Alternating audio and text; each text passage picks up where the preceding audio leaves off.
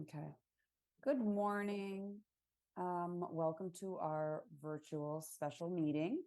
It is 7:18 and I am going to call the Northborough School Committee special open meeting in session pursuant to Chapter 2 of the Acts of 2023 and an act relative to extending certain COVID-19 measures adopted during the state of emergency, signed into law on March 29th, 2023. This meeting will be conducted via remote participation. No in-person attendance by members of the public will be permitted. And we have 4 of our members in attendance, and we are waiting for Joe and Frank to join us shortly. I think that's all I needed to do, right, Greg? That is correct. All right, I will pass it over to you. Sure. So the purpose of our meeting this morning is to review the FY25 budget priorities. The document that was shared in the agenda really just rolled forward the FY24 budget priorities.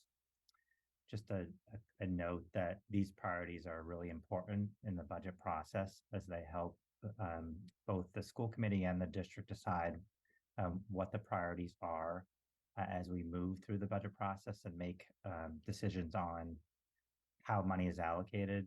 And I think every year we talk about how the budget really is a vehicle for the district to accomplish its goals and support and improve teaching and learning. So that is something that we always keep in the back of our minds as internally as the team develops a budget.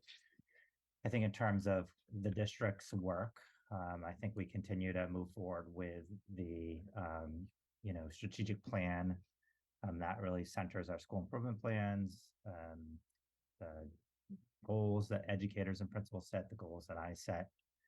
I think in areas of growth that I'm really hoping to accomplish in the FY25 budget, I think by the beginning of next year, I want to have strings program launched.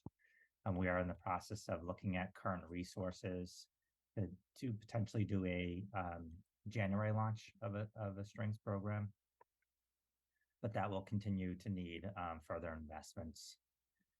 The other area that I'm really interested in kind of pursuing our first world language, having a foreign language elementary program. We are piloting that in Southborough in KN1. And the idea is to develop a FLES program so that as students move through the elementary experience, they have access to that program through their 5 years. So that is something I'm really interested in having a conversation around. And then lastly, math interventionists, improving our math, or increasing our math coaching capabilities. In literacy, we have reading teachers in each of our buildings and a literacy coordinator who's shared between Southborough as well. And our math work, we have a math coordinator between the 2 buildings, but we don't have any interventionists or math coaches. And I think that is really important as we think about what all our students need. And part of our strategic plan is all students. So how do we reach all students in terms of helping them reach their potential? So that's just some high-level framing. I think also we have potentially some capital projects, which I know is a separate budget. Greg, sorry, Joan's here. Okay. Got her. Okay. The capital budget, which is a separate budget, but I think it ties into kind of the strategic plan. And I think our last strategic objective is finance and operations to support teaching and learning and looking at our facilities. But that's another conversation with the capital planning subcommittee. So at this point, I will stop talking and turn it back to Kelly for discussion. Great. For the record, 7:22, Joan is here, so all 5 members are present. All righty. Thank you, Greg. I appreciate that. I don't know how we want to do it. I mean, I know Lauren redid these a few years ago. You know, she led the charge to like help us like reorganize, and I love the way it looks. And so I don't feel like we need to adjust that at all. I think the way that we have it laid out is great. So I think it would just be a matter of let's really look at the stuff we have and see what we can do. I don't know if anybody else heard this or not, but our town has no town administrator, and our town, what is his position? Finance? Is it the finance? Finance director and town accountant. He has given his notice, and he Is that Jason Little? Is that his name? Yes, Really? Jason. Yep. And he is, I heard he's going to Westborough.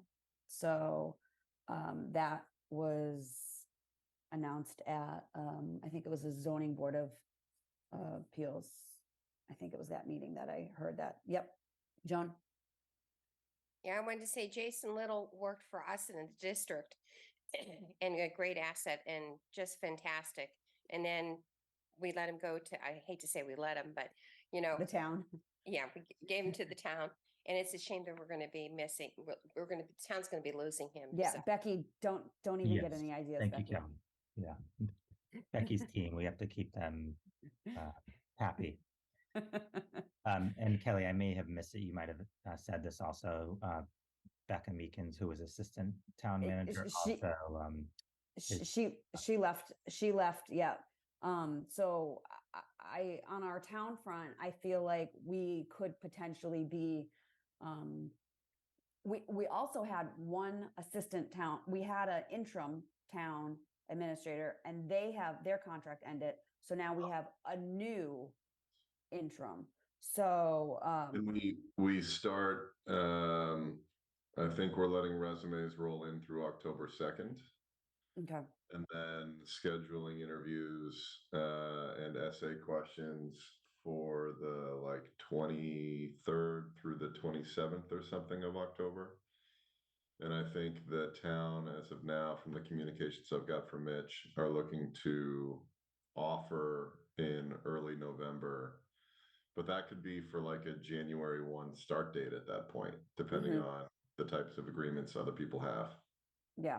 So I'm assuming we're probably not going to have a financial trend meeting or any of that. If it is, it will be, I don't know what it will be, but I feel like we're probably going to meet with resistance for whatever our budget is, in the sense of, I mean, I really wanted to shoot for the stars this year, and continue with our higher percentage, even though Becky, we don't have the 14% or 17% added, right? Yeah.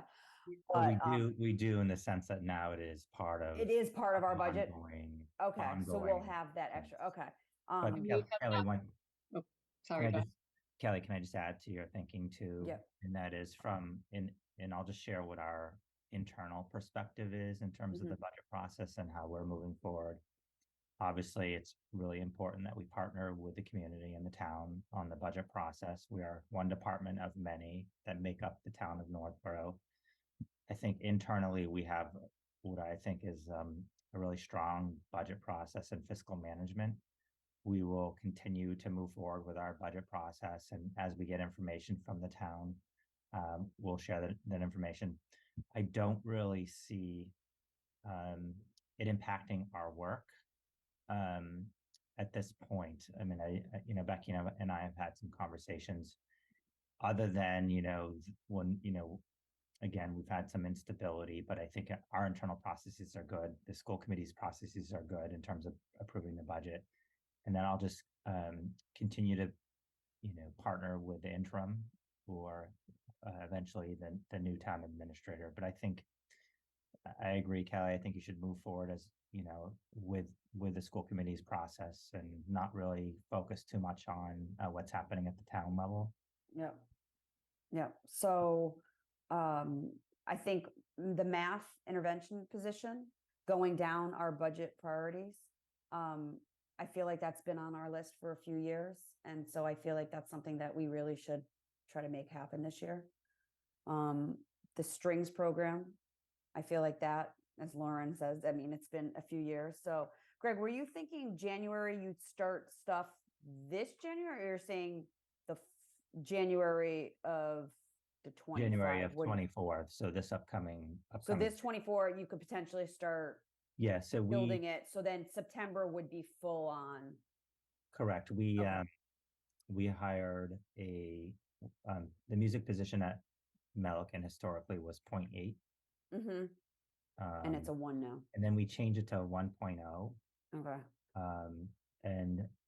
And we do have some capacity for that person to take on the strings, working with Becca Makara at the elementary level. Okay, great. So that's great to hear that. And then the language thing, I don't know if I don't have my glasses on, but is it on?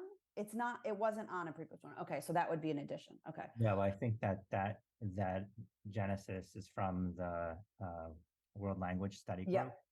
Okay. Many years ago, and that was a recommendation. Yeah. So I think we haven't really made any. We haven't really kind of achieved any of the recommendations from that study group. This would be the first step. Okay, great. I see Bryce's hand up. The only other thought that I was going to say is that I know Kristen has to jump off and kind of be driving soon. So Bryce, I don't know if you want to say something right now, but then I figured we'll let Kristen get whatever she wants to get out. So then she can kind of be focusing on the road as she's like listening in. Is that good with you, Bryce? Or Yeah, totally. Okay. Go ahead, Kristen. I'm putting you on the spot, but I figured I would. Oh, no, that's fine. Thank you. Yeah, traffic is very light, so I'm like pushing in another 10 minutes or so. I was like looking at, maps. I think the only question that I had, which Greg, I think started to answer, was whether when we add these positions, it has to be in a budget neutral sense, or if we're really increasing the school budget. From what it sounds like, we've sort of increased the budget preemptively to then be able to hire like a new position. Is that really the strategy that occurs? So I think that it's and Becky, you can chime in. So it's really a balancing act, Kristen. So these would be these are unfunded positions that would be adding to the FY25 budget. But the budget process is exactly that we don't know, we don't have a list of who's retiring. So it's a balance of offsets from retirements. When we have a year where there's a lot of retirements, there are typically cost savings because we're retiring out a highly paid educator, and usually we're welcoming someone who's not at that scale yet. But these, right now, these would be additional positions added to our full-time FTEs count. Okay, thanks.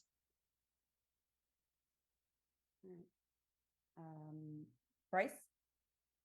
I'm kind of played on what I was going to ask about. And so the opportunities to go from like a 0.8 to a 1.0 instead of a 0 to a 1, Greg, we talk a lot about wanting to increase the spending capacity, but also leveraging all of our existing resource capacity. And so I'm curious, it's great to hear that there's already like a 0.8 on the music sector, and adding, another 0.2 to bring them full time is going to be kind of allowing us to then bring on the strings program. That doesn't sound like what's happening with the world language program, however. So is that to kind of Kristen's point, like, are you creating that position within this year's budget constraints, or is that projecting savings and running a deficit in anticipation of having surplus funds? Yeah, so the World Language Program would be part of the FY25 budget discussions. That is not going to be funded out of the FY24 budget. And it would be an additional, it could be potentially an additional, 0.75% on our budget request to fund, I'm thinking a minimum of 2 positions that are not in the budget at this point. These would be instructors that would have world language classes across K through 8 or just K through 5? K through 5. So our thinking is we would start probably with the K1, potentially 2 cohort of students next year. And then phase in FY26, 4 and 5.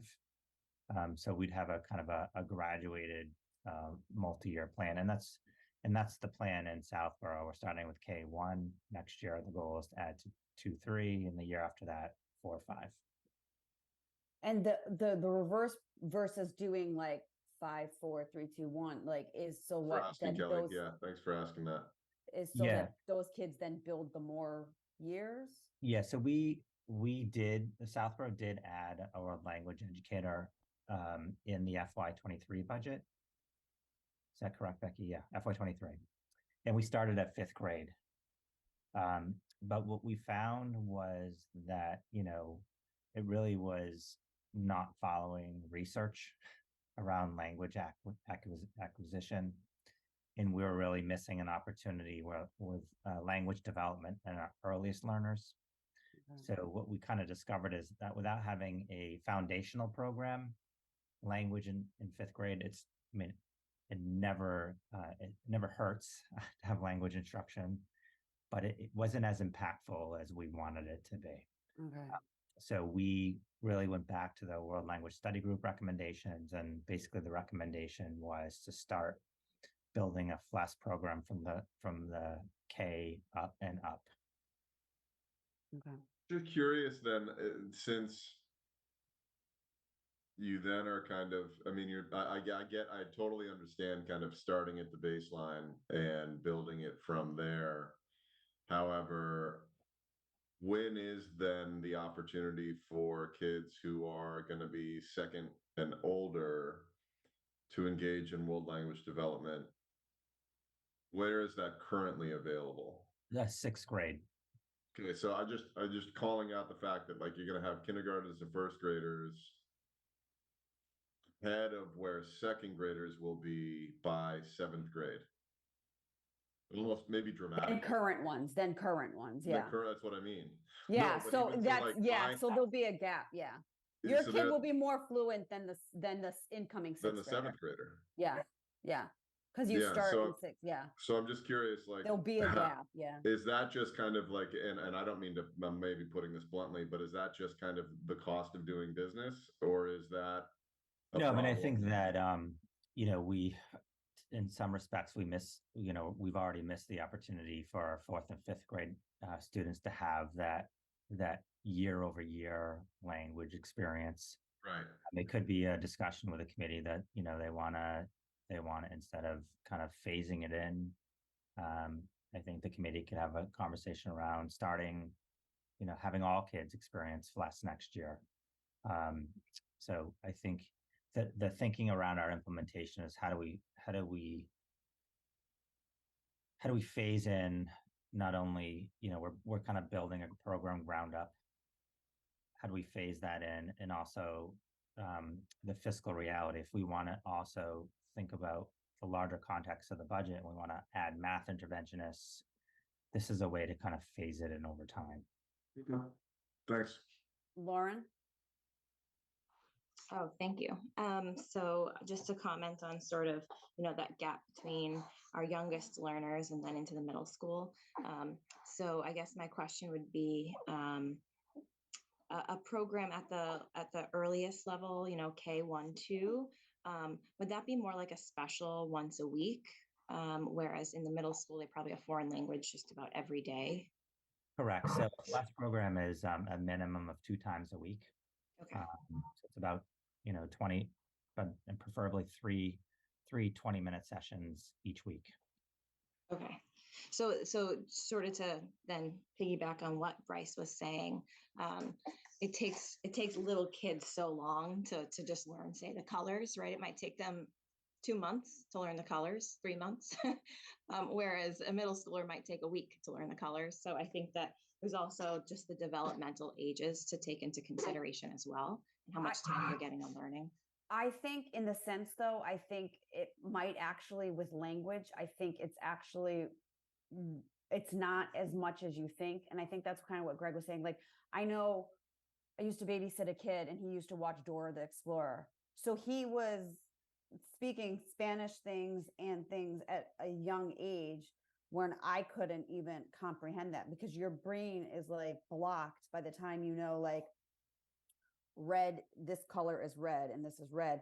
But when when you're younger and you say this is red or this is raw, it's like they can kind of like they interchange it. I know my nieces had a Spanish speaking nanny and they were very fluent at the young age versus the dad was like, what are you saying? Like he couldn't understand it. So I think that's kind of the idea of like the younger you start, the easier transition you can sometimes have versus like the older you are, you kind of like block it.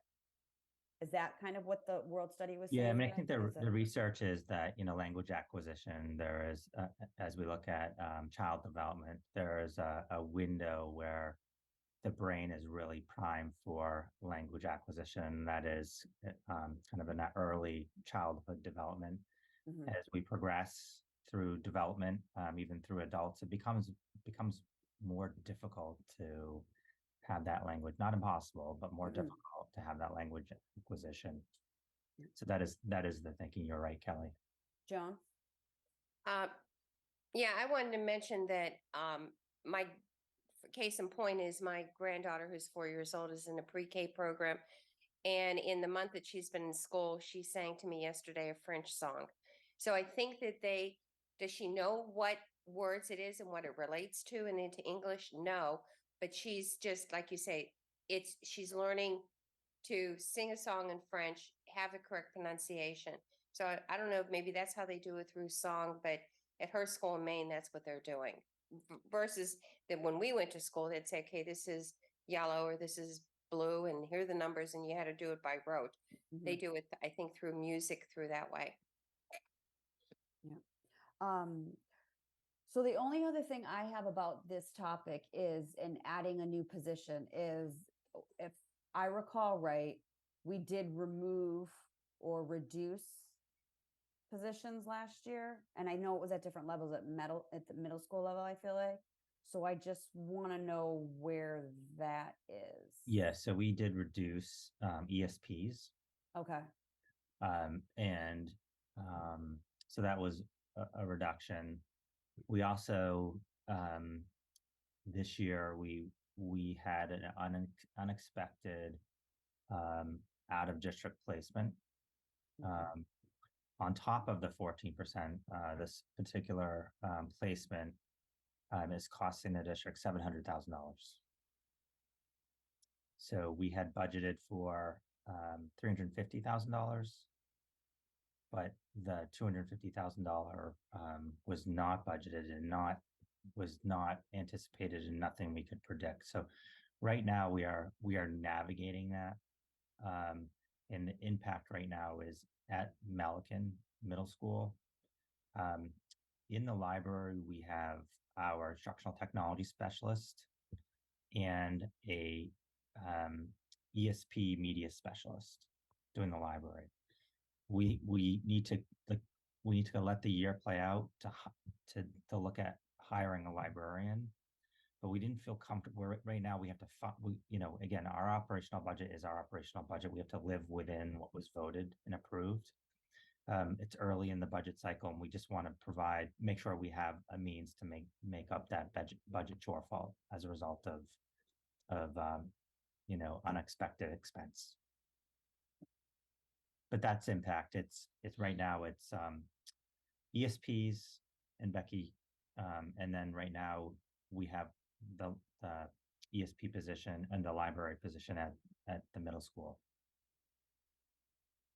Joan, do you have another thing, or is that left? I have a question on the out of district placement.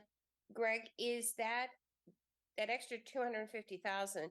What in our budget is taking a hit to make up for that unforeseen cost? Yeah, so right now we're working with Becky and I are looking at our circuit breaker numbers, which is our reimbursement for special education costs. We're going to be looking at extraordinary relief. We think we might qualify for extraordinary relief. And we're still pausing on hope that with the supplemental budget and the 14%, there still is conversation around how to, the supplemental budget potentially could help districts offset that 14% increase, which would allow us to meet the cost expense that we were not anticipating. And Greg, that 250,000, does that also include the transportation? Yeah, so this is a residential placement. Okay, and I want to ask you a question, if you can answer it. Is this a student that has been in our district, or is this Yeah. a move-in? Yep, student who's been with us. Okay, thank you. Okay. Just a point, sorry, through the No, go chair. ahead. Yep. Oh, Lauren raised her hand first. She beat me No, to I it. think you started talking and it was like the same time. You can go ahead, Bryce. Okay, so this was a student who was receiving services in our district, who through family advocacy or otherwise is now in a residential placement. Just to clarify that point. Yep. Okay. How long I'll let you go through and then I'll clarify and answer. How long had we previously been giving services? And how long had we known that the family was advocating for out of district placement? Yeah, so this, and I'll speak in generalities, just not to. So we have,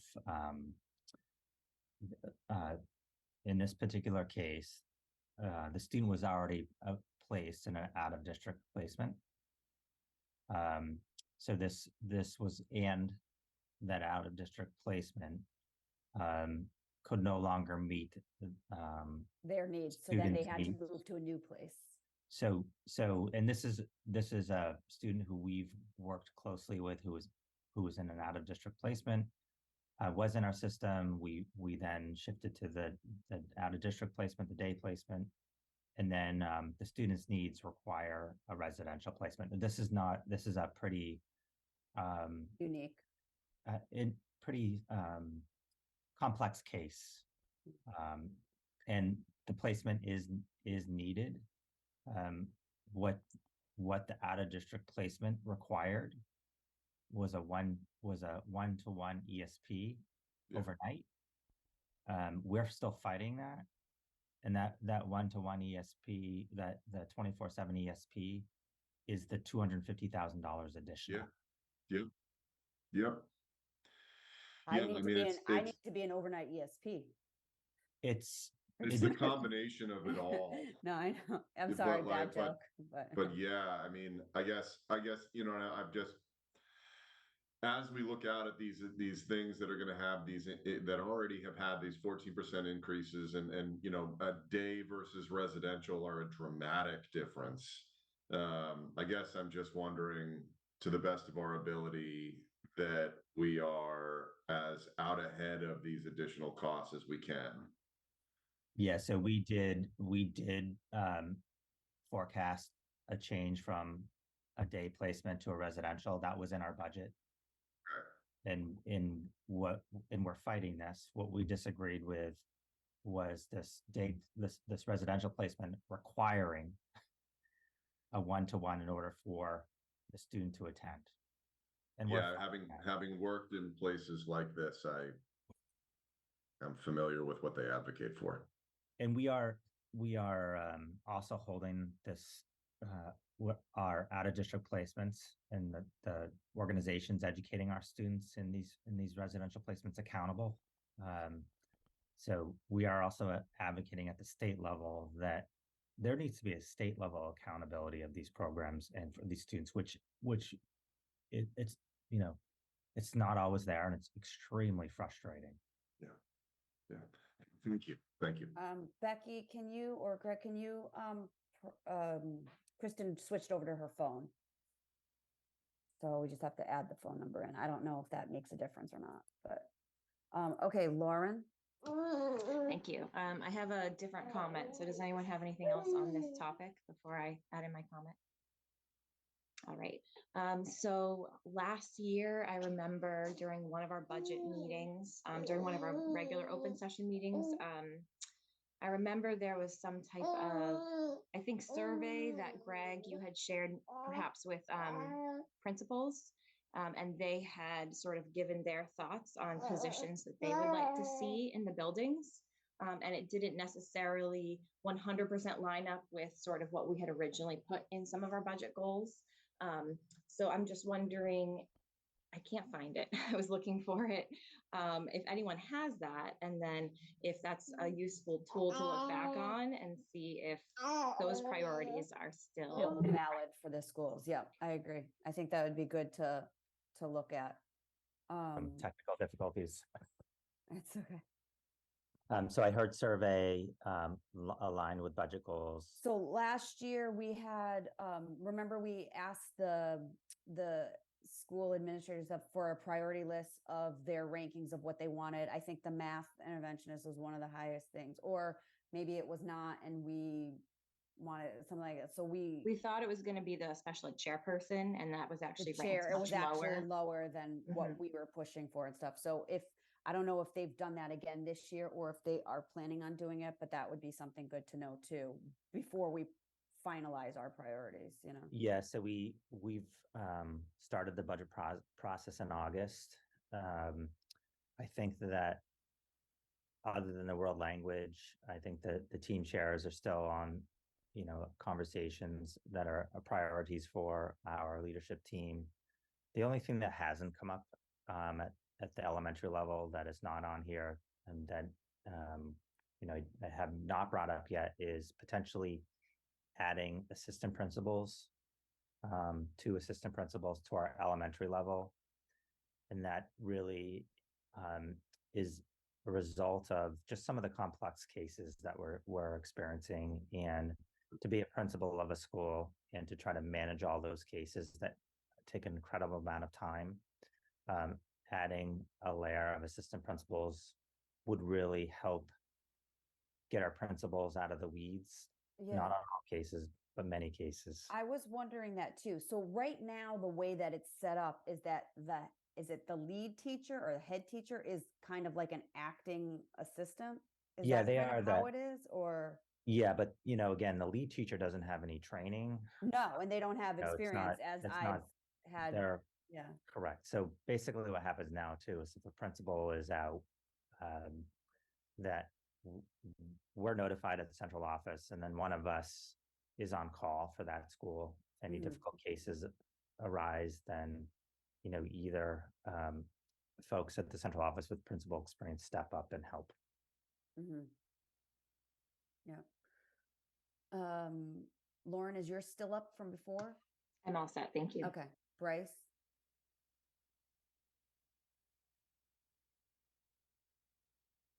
Just wanted to say I would advocate heavily to get APs in the buildings. And I know it's another layer of salary requirements, but when you think about assistance and getting, you know, there's working in the schools and then working on the schools, and I'd much prefer our principals pick their heads up and really focus on the schools, and also creating this really deep bench and pipeline for future administrators in our district all the way to central office. It's a big leap to go from educator to administrator. And so I think having an interim role there would be phenomenal. I wasn't expecting you to bring that up, but if you need me to raise my hand at meetings and support it, I'm there. I agree, Bryce, too, especially seeing, I mean, I've done PTO for six years now, and working with the principals and seeing the stuff that's on their list and the stuff that they take on because they don't want to put more stress on the educators. So they pick up more of the slack and they keep adding. So their plate keeps growing and growing on top of their other things that they need to do. So I think that having another level, I think would be, you know, something moving towards, I think would be an amazing thing to have. how we can get it done, we'll have to see, but Joan? Yeah, I think it's really important. I always worked in Hopkinton with an assistant principal. And it's amazing the workload that they can take. And especially in today's climate with the security that we have. And Greg, not going into any of the confidential stuff about security, but if you have a principal in Northborough, let's say the middle school, who is out, and you're saying that somebody in central office or yourself, an administrative, would be the backup. If you're in Southborough, it's going to take you longer to get to the Northborough Middle School. Let's say if there is I don't think the middle school is as much of an issue as the elementary. no, 'cause not the middle school, I'm sorry. Yeah, because the middle Okay. school, but yes, I see your point that to get there quicker, like because Like they're who- not literally moving there. Right. Let's take Peasley School. Yeah. Who would be, let's say you have an intruder come in, who is going to, by the time you get there, do you make that call? And then you have to drive all the way to Southborough, or is there somebody in the schools who can do that and make that call and make sure the building's secure and call the Northborough Police? Yeah, so I think in terms of certain situations that come up that aren't as serious as the one you just described, usually one of us will head over and kind of support. It might be a difficult student case or those we can drive over and we have time to get there. The situation that you use as an example, really, our safety and security protocols are independent of any one person being in the building. That if there is an intruder, every educator is empowered to call 911 to do what he or she or they need to do in order to mitigate and make sure our kids are safe. So in that example, so I feel like we have that covered, Joan. I'll use my example because I don't mind speaking for my personal experience. So my personal experience was that our principal was off. It was a planned vacation, long time. It wasn't like a sudden thing. And the next person in charge is the head teacher. There was an incident that came up with my daughter and a group of students at school. So they were called into the principal's office, but it was with a lead teacher, head teacher, I don't know how they call it. And the person didn't know any of the students because they didn't have a relationship, versus principals usually know all the students in the building. So they have a relationship, they have some sort of thing. This just happened to be one teacher with the two different grades. So she's never knew any of the kids, never had any rapport or anything like that. So, and not having dealt with specific incidences like this, it was kind of like, it would have been nice to have somebody else in the building who actually knew the kids regularly to be involved in situations versus, having somebody else have to come in from the outside, which again, it's another outside face. It's another outside thing that doesn't have relationships with the kids and things like that. So, Joan. Okay. Just to follow up, because going through that training, somebody, if you have an intruder coming in or a tough situation, somebody usually, they say, will go on the intercom and say, intruder at room 102. So the teachers do know the protocols, what to do. If they're close to 102, they lock down. If they're not, they get out of the building. Can any teacher go on the intercom and make that if the principal is not there, or do they have to call the secretary? And then the secretary has the means to go on the all. I think everybody has to be in the office no matter what to go on an intercom. I don't think even if a principal was outside, like if she was in a different classroom or they need to be, somebody needs to be in the office making that on the intercom. They're like, the principal's walkie-talkie doesn't automatically go to everybody. I mean, it does walkie-talkies, but not like the loudspeaker thing. But what about the phone system? I think at Hopkinton, anybody could get onto the speaker. We had a code. Yeah, it's a little bit different, Joan. Yeah. Right now we have the PA system is, in the office. So either Dion Webster. So someone always is in the office. But if a teacher had an intruder coming in way from another section of the building, does it have to go through, sorry about the clock, guys. My husband loves chimes. Do they have to So the only way that you can make an all-school intercom system would be from the office. A Yeah, teacher does not have the I just want to be ability in their careful room. not We don't to want to communicate. release and, yeah, Yeah. I feel like maybe we can do an executive session on exact protocols maybe and details of. I'm just certain asking the things, question, yeah, and fine, we can do a follow-up. Yeah. It's just that time is of an essence. You hear about all these things, and that's what I'm just concerned about. Yeah, so I can definitely give some insight to that in our internal protocols, what that would look like. About, our Alice drill, our Alice protocol, the first piece is alert. And we do have mechanisms for teachers to alert others of what's happening in the building. And I guess my questions were just in support Yeah. of the assistant principal's positions. Yeah. It's needed very much. Okay, thank you.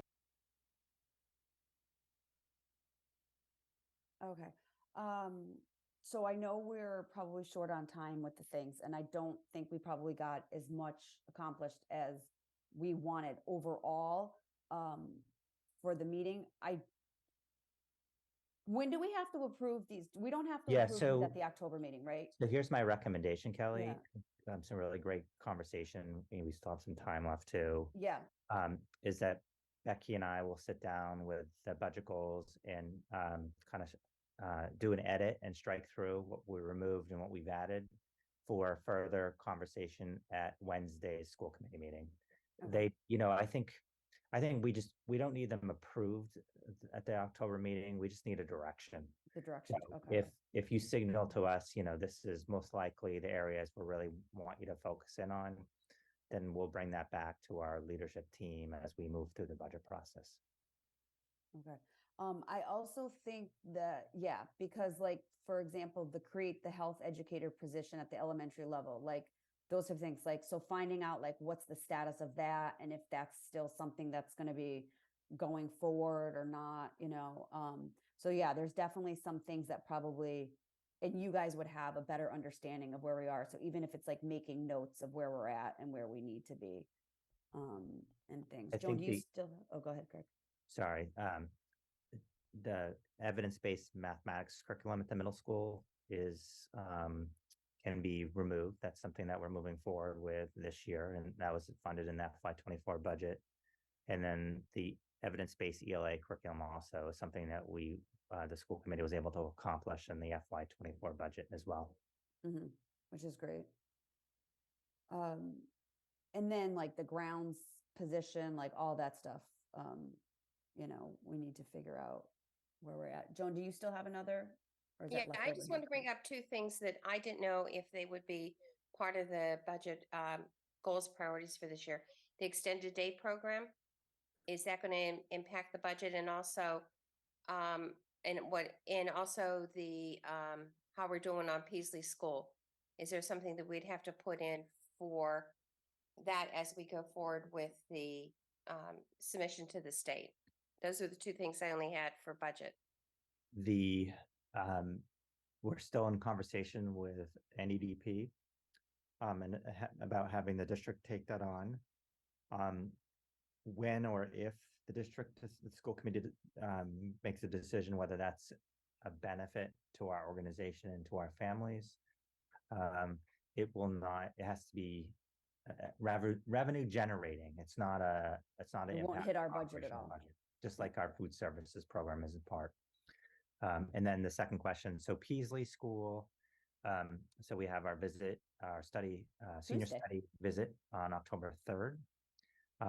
I think it's something we just have to communicate to the town. We have, I believe, Mitch Cohen and the interim town administrator attending the visit.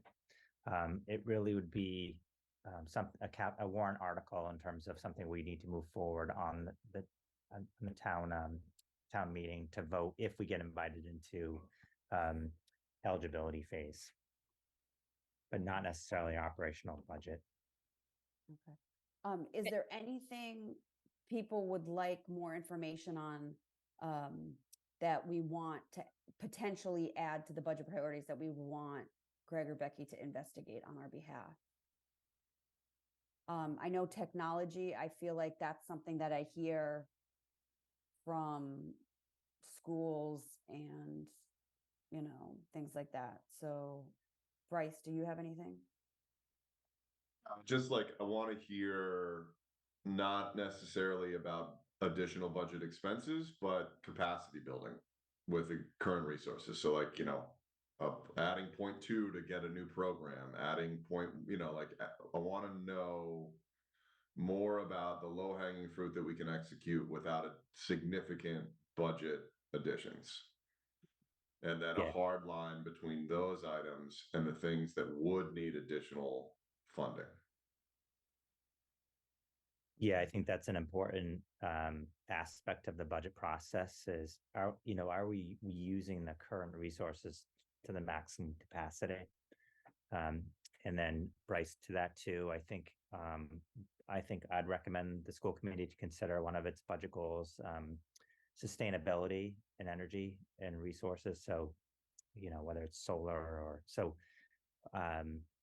that's something for the school committee to consider, which is, again, it's usually not a cost, it's a savings, and an investment in our community. Lauren?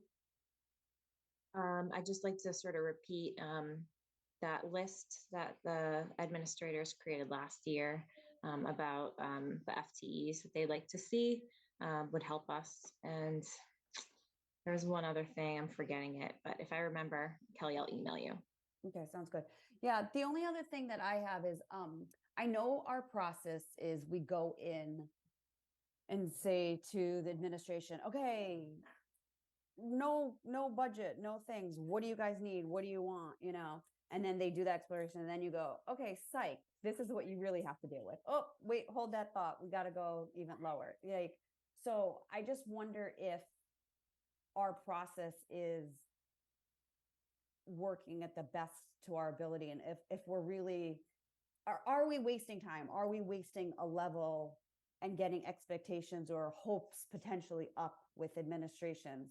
I mean, how many years have we done this and asked them, oh, what do you want? What do you want? What do you want? And then they're like, why do you even ask us? You're never going to give it to us anyways, or we can't get it. So it's like, what's the point in it?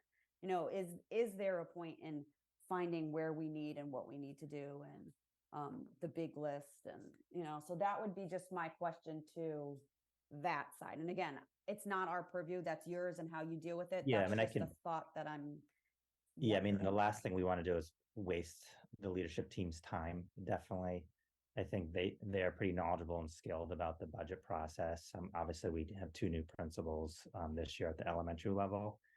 I think we're very clear what the exercise is about. Okay. It's really to try to, because again, it is a deficit mindset going into the budget sometimes, like, oh, we can only ask for this.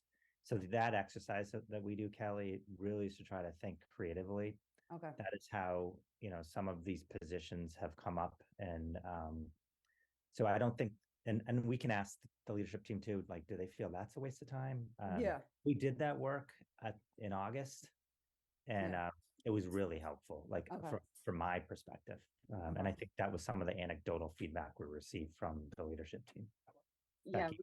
we had them brainstorm and think about the budget process and provide us with feedback on the process. And it's really, we've been like digesting that information and trying to really fine tune our process so that, it, like you said, it doesn't feel self-defeatist at the end, and I think that we've really tried to each year improve upon our process and really work with the administration more and more each year. I guess one of the things the school committee could help with, it could give us, we've never done this before. It could say, and I know it could say, we want you to come in with a budget as we end the process, that the recommended budget, we want a X% increase. Mhm. That is what we're asking you to target and come in at. Versus what we've done in the past, we've kind of worked with a town and they've given us a target and we've kind of worked toward that target. It's Mhm. just a little bit of different approach. So something to think about as we. Yeah, I'd we like that talk. to know. Yeah. I mean, the one thing that I know that we've heard from like the town side is that well, you guys have the biggest budget, and you think we also have the biggest amount of employees, and our salaries and our cost of living increase and things that takes up a ginormous part of our budget. And then we're left over with, the little things that just keep getting things. I just think the big picture is like, I think back of like my kids. If I said, okay, what do you want for Christmas? What do you want for birthday? And they give me this big long list. And I said, okay, you know what? You're not going to get that. You can get half of it. So which are the half of your priorities? And I'd be like, you know what? You can get one gift. Which one gift do you want? It's like, that's kind of like the thing. I mean, my kids would hate me, if I did that to them, and they'd be like, oh, why are you even asking me what I want if that's not what you're going to get, but so that's just kind of like, go ahead. The Becky. only, sorry, Becky. Oh, thanks. No, the only other thing I was going to say is that, but doing this exercise is really helpful because, as we're going through, okay, maybe at first we're only adding one or two of those priorities, Mhm. but then as the budget picture becomes clearer in previous years, we have been able to then go back to that Reason list and say, add it. okay, Yeah. we can do this now Yeah. because And I do remember you adding things like that too. You being like, you know what? We didn't think we were going to get it, but we Yeah. got it, so. And I'll just add two things too. I think to Bryce's point, sometimes it's like we have positions that aren't having the intended impact, or maybe they're historical positions that really, we should think differently about. Mhm. And therefore, maybe it's, not doing those things and changing that work or that funding mechanism to fund X, Y, or Z. Mhm. And secondly, I do think it's really important to think about what our long-term goals are as an organization, as a committee. I think part of the work really is having trust, integrity with the community, in the sense that as we go, let's say this Peasley project moves forward, we're going to potentially, if we do get invited into the statement of interest and the SOI and the eligibility phase, we're going to be going back to the town to ask for potentially significant investments. And that is balanced off from the year-to-year operational budget. So I know you all understand it's kind of it's a bunch of puzzle pieces that come together, thinking about long-term goals, short-term goals, impact to students. But it is, and that's why I guess it's called the budget process. Mhm. That's great. I don't know if Kristen can say anything or not. I don't know how she does that, if she just talks Or can she not, say anything but- safely? Or yeah. um, but not hearing anything from her. I'm assuming she either doesn't know how to unmute, which I wouldn't know how to unmute from a car, or doesn't have anything to say. So I'll leave it that she'll text me later if she needs anything or to add, and we'll review it. Is there anything else? I'm gonna look at my agenda to see if there was something else. Yeah, there was nothing else. Thanks. So, Joan. This is not on the agenda, but Kelly, I just wanted to say, I want to thank you for the great job that you did just this week, but getting me onto the policy when I'm not a member, and Oh. because we had alternates, and even yesterday when you sent us the budget priorities, from last year. So I want to thank you for going that extra mile and keeping us informed, and I really appreciate it. I feel like we really know what's going on. So, and you're doing all those little things. It might be very just a text or something like that, but thank you very much. I really appreciate it. Joan. All righty. So I think we have kind of a game plan. We'll give maybe a red strike through list, and we'll see that at our meeting on Wednesday. I think, is everybody good for being in person? Okay, so we'll be all in person. If things change and you need an owl, just let us know. Otherwise, I think I can take a motion to adjourn. So moved at 8:12 to adjourn. All right, a motion by Joan. Okay. Seconded by Bryce. I don't know if we really need to do a roll call, but we'll just do it we don't know if Kristen's here or not. So we'll say Kristen. Yes. Okay. Lauren, Yes. Bryce, Joan, Yes. and myself as a yes. So we are adjourned at 8:12. a.m. Recording stopped.